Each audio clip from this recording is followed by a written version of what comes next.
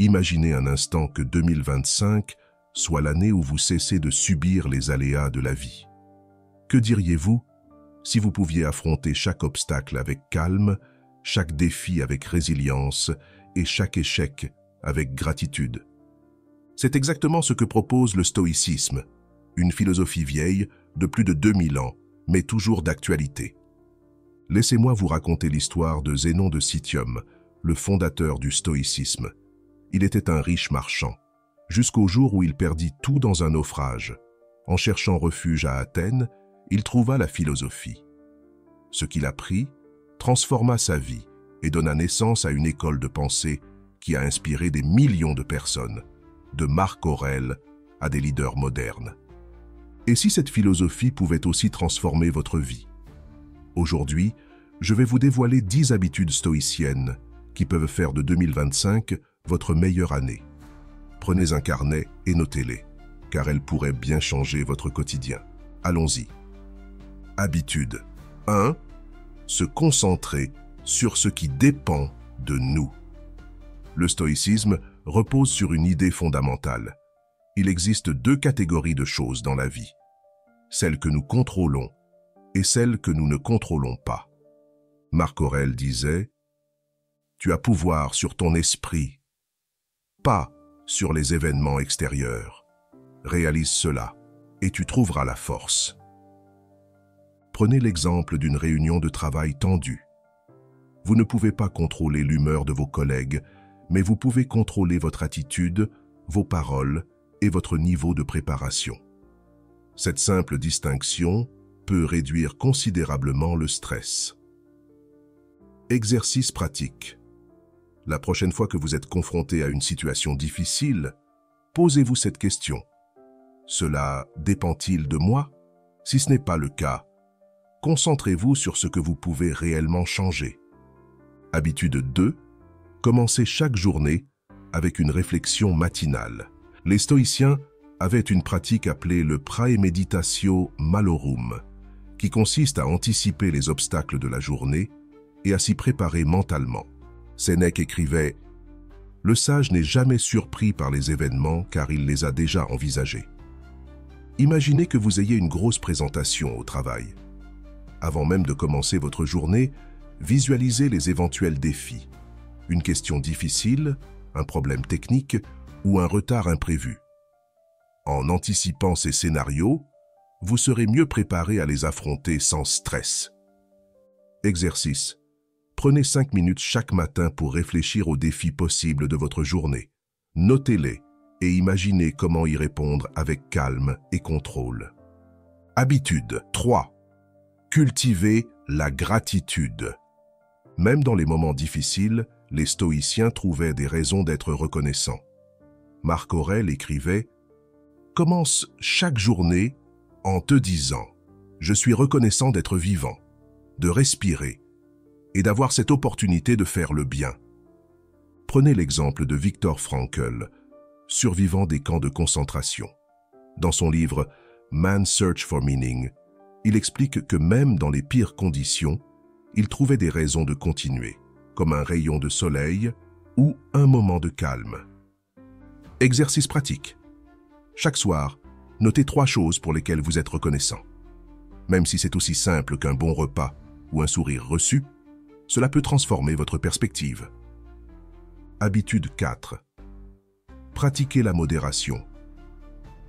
Sénèque, bien qu'extrêmement riche, vivait souvent simplement pour s'assurer que son bonheur ne dépendait pas des possessions matérielles. Il disait « Rien n'est trop peu pour celui qui sait se contenter ».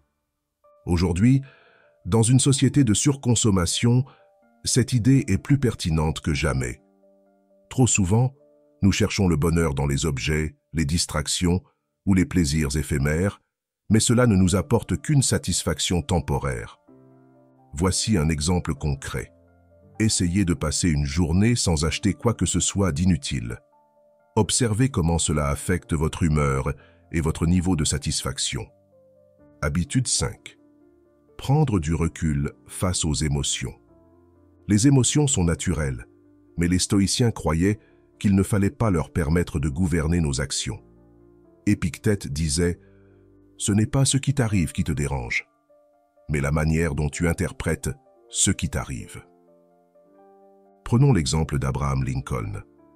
Lorsqu'il recevait une lettre de critique ou de colère, il écrivait d'abord une réponse qu'il ne postait jamais. Cela lui permettait d'évacuer ses émotions avant de répondre rationnellement. Technique pratique. La prochaine fois que vous êtes en colère ou frustré, prenez une feuille de papier et écrivez ce que vous ressentez. Mettez ce papier de côté, puis revenez-y plus tard pour une réponse plus mesurée.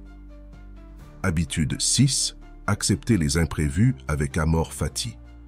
L'idée d'amor fati signifie aimer son destin, accepter tout ce qui arrive comme nécessaire et utile pour notre croissance. Prenons l'exemple de Nelson Mandela, qui a passé 27 ans en prison. Plutôt que de laisser cette expérience le briser, il l'a utilisée pour devenir un leader encore plus fort et inspirant.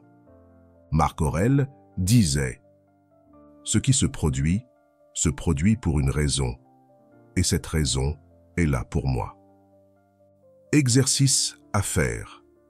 La prochaine fois que vous faites face à un échec, demandez-vous « Qu'est-ce que cette situation peut m'apprendre ? Comment puis-je en sortir plus fort ?» Habitude 7. S'améliorer chaque jour. Les stoïciens croyaient en l'amélioration continue.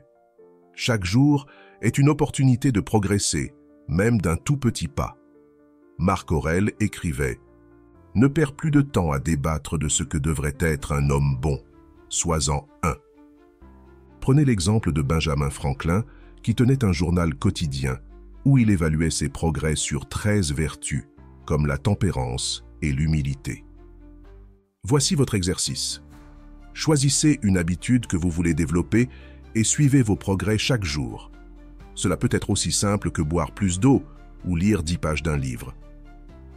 Habitude 8. S'entourer de personnes inspirantes. Nos relations façonnent notre caractère. Sénèque disait « Choisis des amis qui te tirent vers le haut et non vers le bas. » Prenons l'exemple d'Aristote et d'Alexandre le Grand. Leur relation a profondément influencé le jeune conquérant, le poussant à réfléchir non seulement en stratège, mais aussi en philosophe. Exercice à réaliser. Rejoignez un groupe ou une communauté qui partage vos valeurs, que ce soit en ligne ou dans la vraie vie. Apprenez des autres et laissez-vous inspirer par leur sagesse. Habitude 9. Méditation et silence. Les stoïciens valorisaient le silence comme un moyen de réfléchir et de clarifier leurs pensées. Marc Aurèle, même en tant qu'empereur, trouvait du temps chaque soir pour écrire dans son journal. Exercice pratique. Prenez 10 minutes chaque soir pour méditer ou écrire vos pensées dans un journal. Posez-vous des questions comme « Qu'ai-je bien fait aujourd'hui ?» ou « Comment puis-je m'améliorer demain ?» Habitude 10. Vivre dans l'instant présent. Marc Aurèle nous rappelle que la vie est courte et précieuse. Il disait « N'agis pas comme si tu avais 10 000 ans à vivre. » Prenez l'exemple de Steve Jobs, qui a souvent répété que réfléchir à la brièveté de la vie l'aidait à se concentrer sur ce qui comptait vraiment. Exercice concret. La prochaine fois que vous êtes avec des amis ou de la famille, mettez votre téléphone de côté. Soyez pleinement présent et savourez chaque moment. Ces 10 habitudes stoïciennes ne sont pas seulement des idées, mais des pratiques concrètes qui peuvent transformer votre vie en 2025. Prenez une de ces habitudes et appliquez-la dès aujourd'hui. Dites-moi dans les commentaires laquelle vous allez essayer en premier.